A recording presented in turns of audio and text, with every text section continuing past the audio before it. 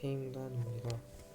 오늘은 지난 2022년도 형사소송법 개론 기출해설 강의 영상에 이어서 2021년도 기출해설 영상 강의를 찍게 되는데요. 문제들이 다 기니까 빨리빨리 읽고 넘어가겠습니다. 1번 공판에 대한 설명으로 옳지 않은 것은 1번 피고인이 출석하지 아니하면 개정하지 못하는 경우에는 구속된 피고인이 정당한 사유 없이 공판 전 출석을 거부하고 교도관에 의한 인치가 불가능하거나 현저히 곤란하다고 인정되는 때에도 피고인의 출석 없이 공판 절차를 진행하였다면 위법하다.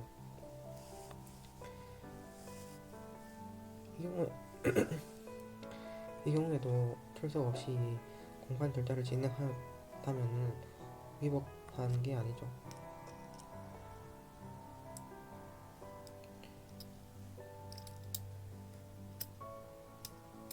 이 경우에는 피고인이 출석 없이 공판 절차를 진행할 수 있는 경우죠. 그래서 위법하다 것 같으니까 틀린 거이고,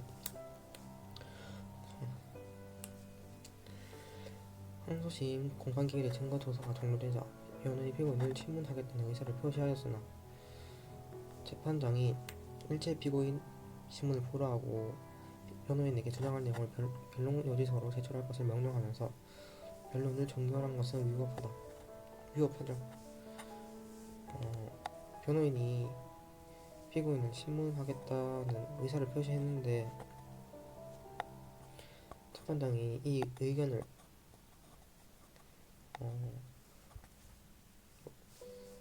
내용을 이 의사를 이의 없이 무시하고 종결한 것은 위법하죠.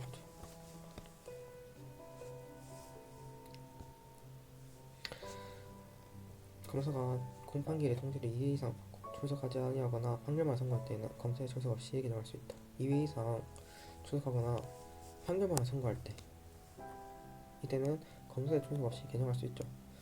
그리고 법원은 공소시가 있는 때에는 지체 없이 늦어도 제1회 공판기일 5일 전까지 공소장 부분을 피고인 또는 변호인에게 송달하여야 합니다. 그래서 옳지 않은 거 보니까 1번이고요.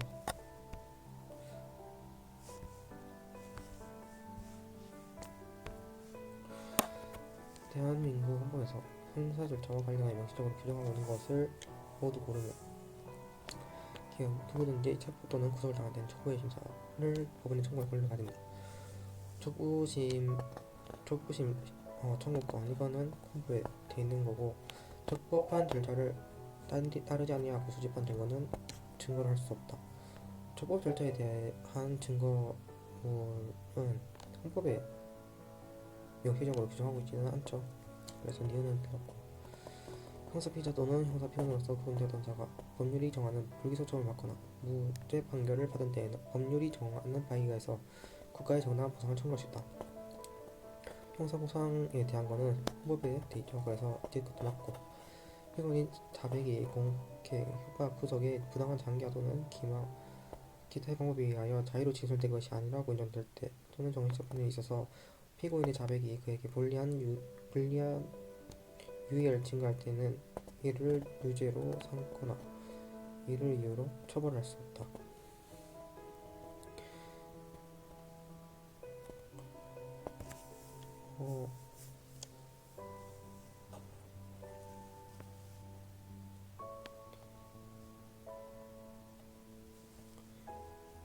이것도 헌법에 규정되어 있는, 명시적으로 규정되어 있는 거죠.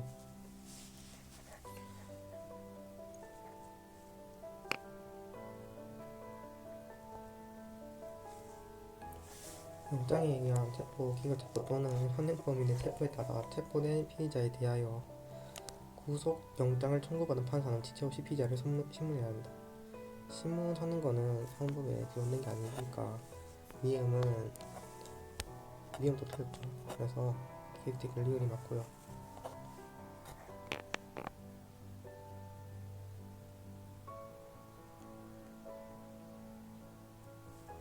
공소시효에 대한 설명으로 옳지 않은 것은 2개 이상의 형을 병가하거나 2개 이상의 형에서 그 한계를 과할 범죄에는 중한형에 의해서 공소시효의 기간을 규정한다. 중한형에 의해서 변갈형이 여러 개일 때는 그 형의 공소시효의 기간을 결정할 때 중한형에 의해서 공소시효의 기간을 결정한다. 고 범인이 국외에서 범죄를 저지르고 형사처분을 면할 목적으로 국외에서 체류를 계속한 경우에도 공소시효는 정지된다. 얘들은 공소시효가 정지돼야겠죠. 공소시효가 정지돼야 나중에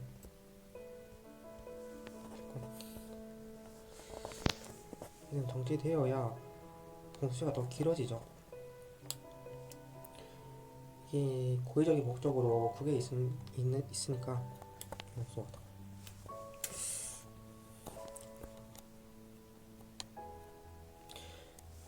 고의적인 목적으로 국외에 있는 거니까 공소시효가 정지돼야 공소시효가 정지되어야 나중에 정당한 기간으로 공소시효를 받는 기간이 있어야겠죠. 그래서 이번도 맞고 공범 중 1인에 대해 약식 명령이 확정된 후 그에 대한 정식 재판 청구권 회복 결정이 있었다고 하더라도 그 사이 기간 동안에는 특별한 사정이 없는 한 다른 공범자에 대한 공소시효는 정지함이 없이 계속 진행한다.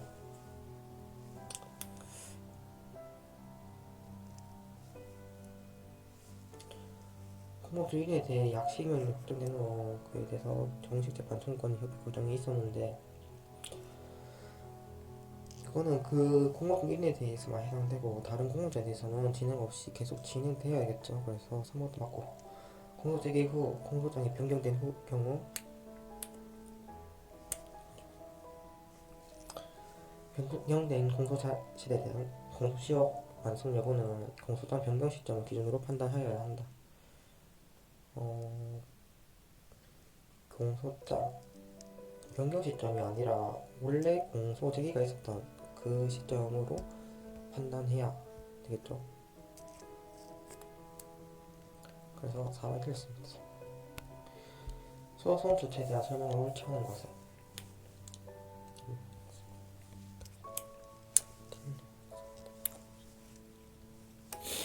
단독 판사의 공소장 변경에 의하여 합의로 관할 사건으로 변경된 경우에 법원은 결정으로 사건을 판할권이 있는 법원에 이송하여야 한다.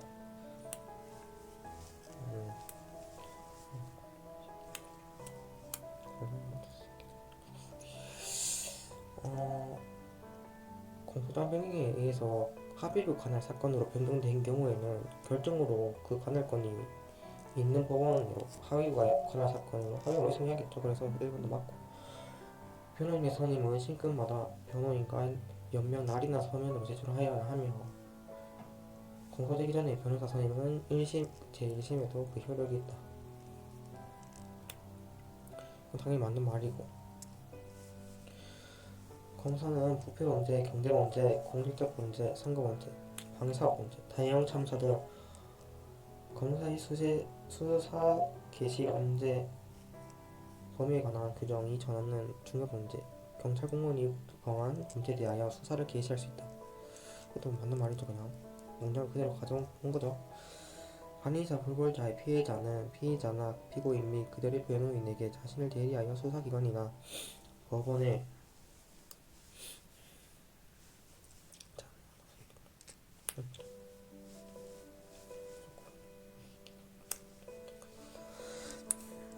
법원에 자신의 처벌 불응 의사를 표시할 수 있는 권한을 수여할 수 없다.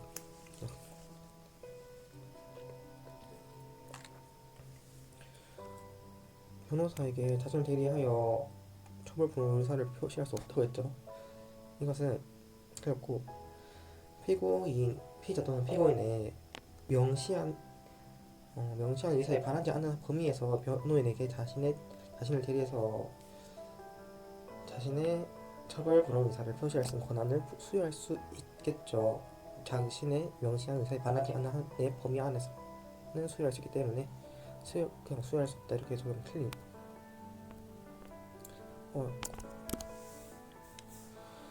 압수수색에 대한 설명을 옳은 것은 증거물을 압수하였을 때는 압수조사 및 압수 목록을 작성하여야 하지만 수색한 결과 증거물이 없는 경우에는 그 취재 증명서를 교부할 필요는 없다. 그럴 필요가 없겠죠. 수사기관이 압수수색 영장을 제시하고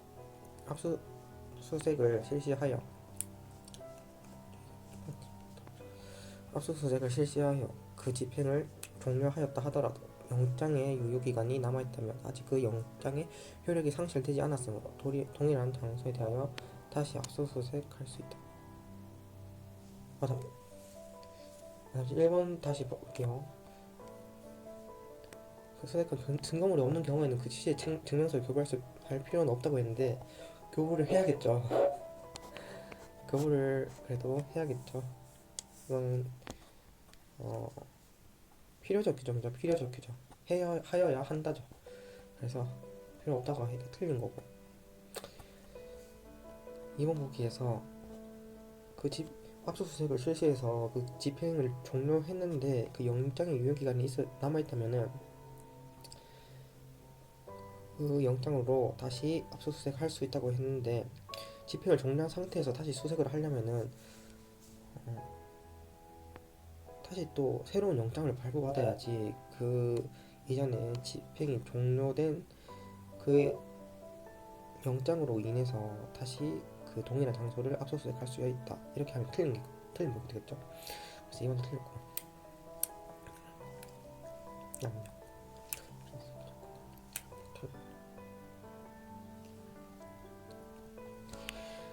수사기관이 압수수색 영장 집행 과정에서 영장 발부의 사유인 범죄 혐의 사실과 무관한 별개의 증거를 압수하였다가 피압수자에게 환부하고 후에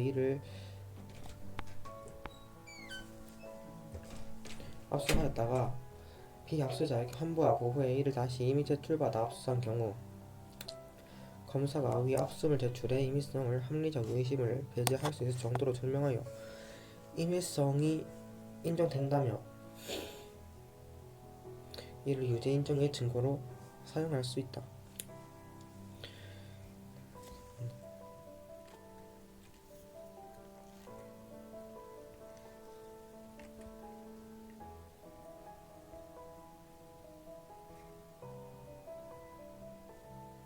이게 옳은 보기겠죠.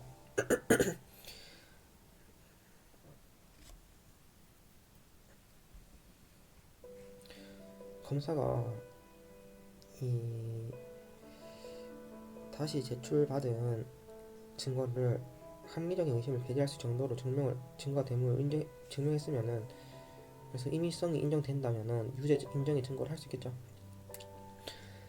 압수수색할 전자 정보가 영장에 기재된 수색 장소에 있는 정보 처리 장치에 있지 않고 그 정보 처리 장치와 정보통신망으로 연결되어 제3자가 관리하고 있는 원격제 저장 매체에 저장되어 있는 경우 수사기관이 압수수색 영장에 기재되어 있는 압수할 물건을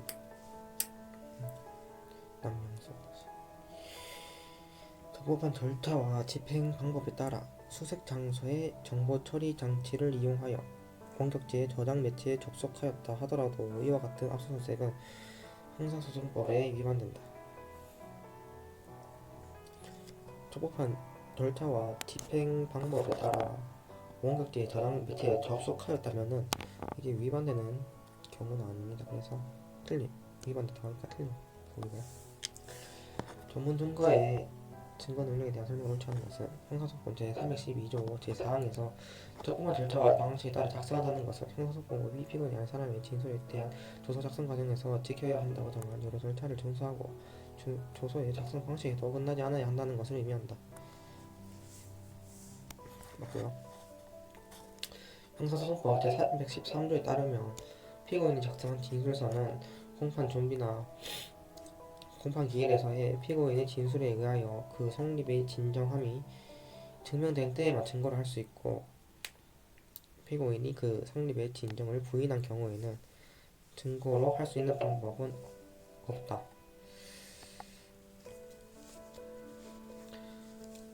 피고인이 그 성립의 진정을 부인한 경우에도 증거로 할 수 있는 방법은 없다 이렇게 적었는데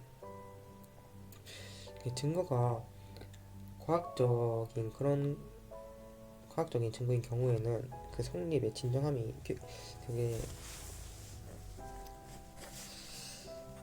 그 자료가 객관적 방법으로 과학적인 방법으로 증명이 됐다면은 그 피고인이 성립을 부인하더라도 그 증거가 임의성이 있다고 할 수 있습니다. 그래서 없다고 해서 틀린 거고요. 형사사법 제324조의 외국 거주는 진술을 하여야 할 사람이 외국에 있다는 사람만 부족하고 가능하고 상당 수단을 다하더라도 그 사람을 법정에 출석할 수 없는 사정이 있어야 예외적으로 그 조건이 충족될 수 있다. 그렇죠? 단순히 그 사람이 외국에 있다는 사정이 아니라 출석하게 할 수 없다는 그런 불가피한 사정이 있어야 예외적으로 그 조건이 충족될 수 있다는 말입니다. 형사소송법 제316조 제2항에서 그 진술이 특히 신빙할 수 있는 상태 하에서 행하여졌음이란 진술 내용의 허위가 개입할 여지가 거의 없고 진술 내용의 신빙성이나 임의성을 담보할 구체적이고 외부적인 정황이 있는 경우를 의미한다. 특시 상태에 대한 말이죠. 그래서 특시 상태의 정의를 말한 거죠. 그래서 맞고 이법수직 증거 배제 법칙에 대한 설명으로 옳지 않은 것을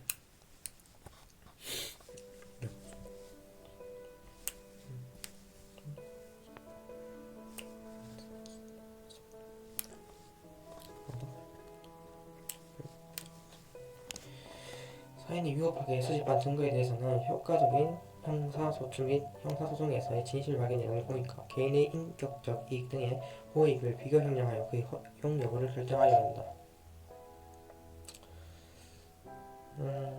맞는 말이죠.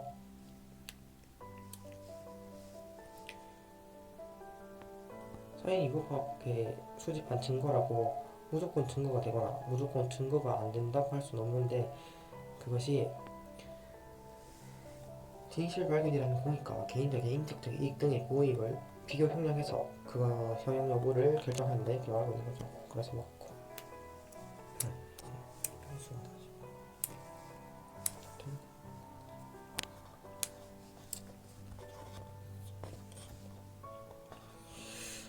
아까 같은 대화가 아닌 사람의 목소리를 녹음하거나 청취하는 행위가 개인의 사생활 비밀과 자유 또는 인격권을 중대하게 침해하여 사회통념상 허용되는 한도를 벗어난 것이 아니라면 위와 같은 목소리를 들었다는 진술을 형사 절차에서 응원할 수 있다. 이게 그거죠. 감청이죠.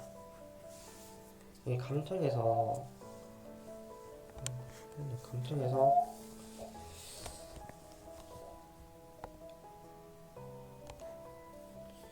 위법하게 감청을 했다면은 그것을 위법 소지 증거라서 증거로 할 수 없지만 아까 같은 내용은 감청에 포함되지 않습니다. 왜냐하면 사람과 사람 간의 그 대화에 포함되지 않기 때문에 감청에 포함되잖아요. 그래서 아까 같은 것은 증거를 할 수 있다는 겁니다. 감청에 해당되지도 않고 이 소리가 뭔가 인격을 중대하게 침해했다거나 사회통념상 허용되는 한도를 벗어난 게 아니므로 이것은 사용할 수 있다는 말이죠. 압수수색 영장의 집행 과정에서 별건 범죄 혐의와 관련된 증거를 우연히 발견하여 압수한 경우에는 별건 범죄 혐의에 대해 별도의 압수수색 영장을 발부하지 않았더라도 요판 압수수색에 해당하지 않는다. 이게 우연히 발견했는데도 또 발부도 받지 않았다고 하죠. 이게 위법한 압수수색에 해당하지 않는다고 했는데 이게 정당하다고 말하고 있는데 이게 바로 틀린 거죠. 따로 우연히 발견했는데도 따로 압수수색 영장을 발부받아야겠죠. 위법수직 증거 배제 법칙에 대해 이해를 인정하기 위해서는 이외적인 경우에 해당한다고 볼 만한 구체적이고 특별한 사정이 존재한다는 점을 검사가 증명하여야 한다. 맞죠? 검사가 그 점을 증명하여야겠죠. 4번도 맞고 과학적 증거에 대한 판례의 대조로서 옳지 않은 것은 범죄 구성 요건에 해당하는 사실을 증명하기 위한 근거가 되는 과학적인 연구 결과는 적법한 증거 조사를 거친 증거 능력이 있는 증거에 의해서 엄격한 증명으로 증명되어야 된다. 과학적인 연구 결과인데 이게 자유롭게 수치도 울렁뚱땅하고 그렇게 되면 안 되겠죠. 그래서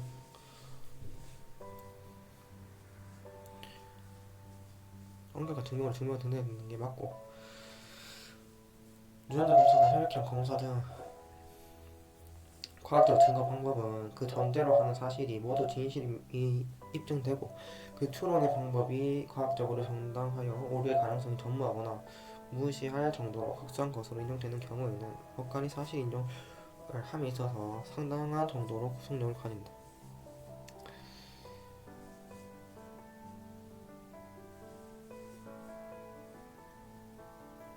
과학적 증거 방법이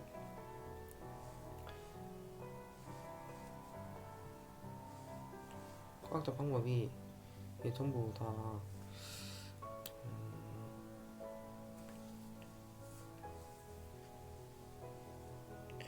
과학적 증거로 과학적인 방법으로 증거를 됐을 때 증거로 아예 보지 않겠다는 게 아니죠. 그렇기 때문에 이게 상당한 구속력을 가진다는 거예요.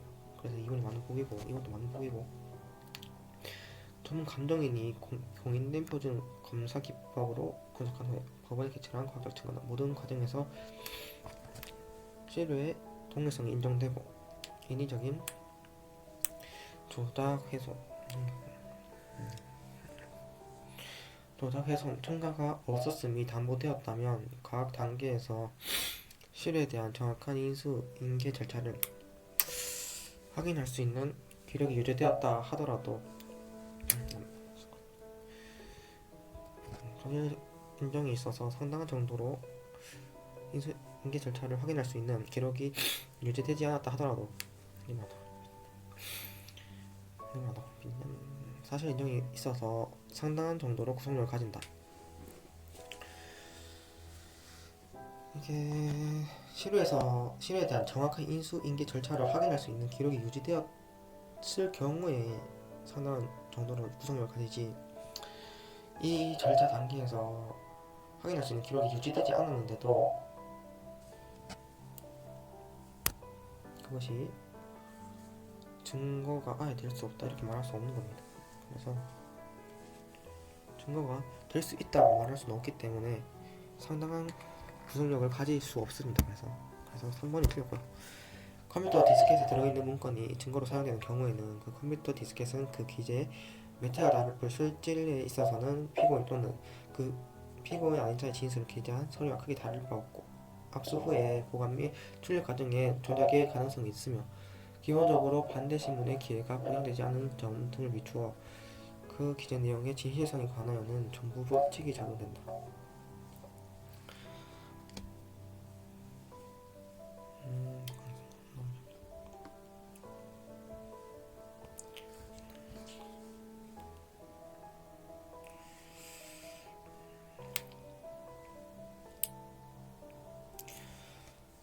컴퓨터 디스켓에 들어있는 문건은 기본적으로 전문 법칙이 적용된다. 그런 말이죠. 전문 법칙이 적용되겠죠.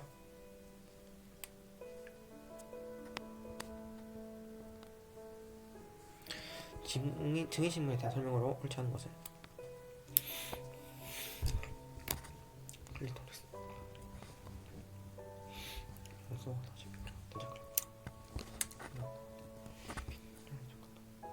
증언을 거부하는 데는 거부 사유로 서면을 해야 된다. 맞고, 증인이 들을 수 없을 때에는 서면으로 묻고 말할 수 없는 때에는 서면으로 답하게 할 수 있다. 맞고, 필요한 때에는 증인과 다른 증인 또는 피고인과 대질하게 할 수 있다. 맞고, 변호인이 신청한 증인은 검사, 변호인, 재판사는 순으로 신문하며 합의보호는 당해 증인은 신문할 수 없다.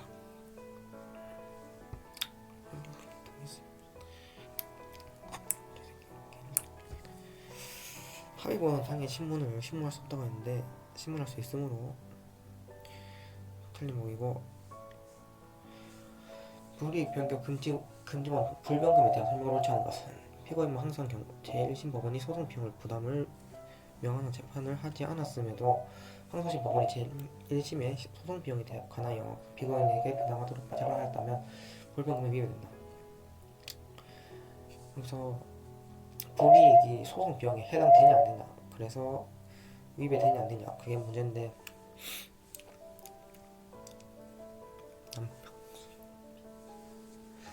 위배되지 않습니다. 왜냐하면은 그 형이 더 가중이 됐다고 볼 수 없기 때문에 소송 비용에 대해서는 불변금이 적용되지 않아요. 그래서 위배됐다고 했으니까, 더 불이익하게 됐다고 했으니까 틀림없고요.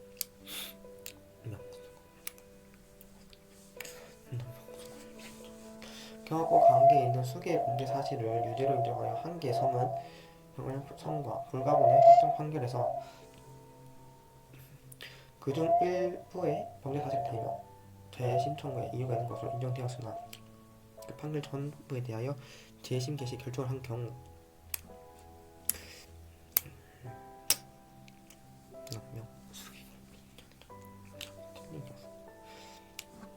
불이익 변경 금칙이 적용되어 원 판결의 형보다 중한 형을 선고하지 못한다.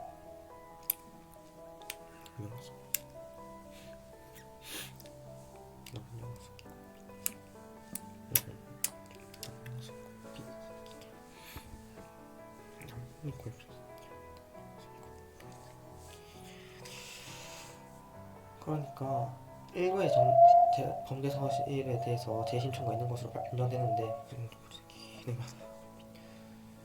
그 판결 전부에 대해서 재심 개시의 결정을 한 경우 전부 불변금이 적용돼서 판결의 형보다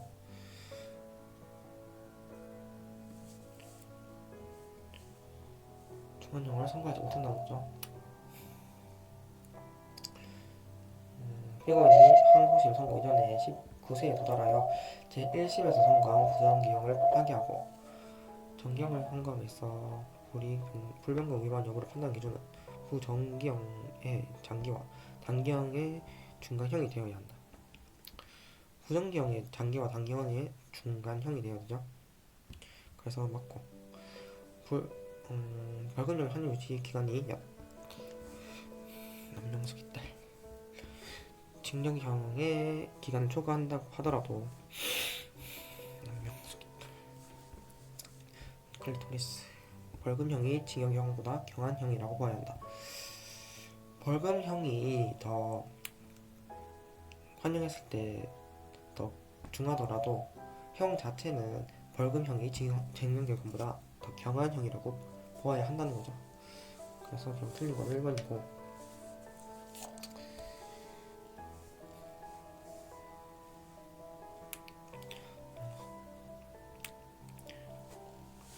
이번에 대해서 잠시 더 짚어보자면은,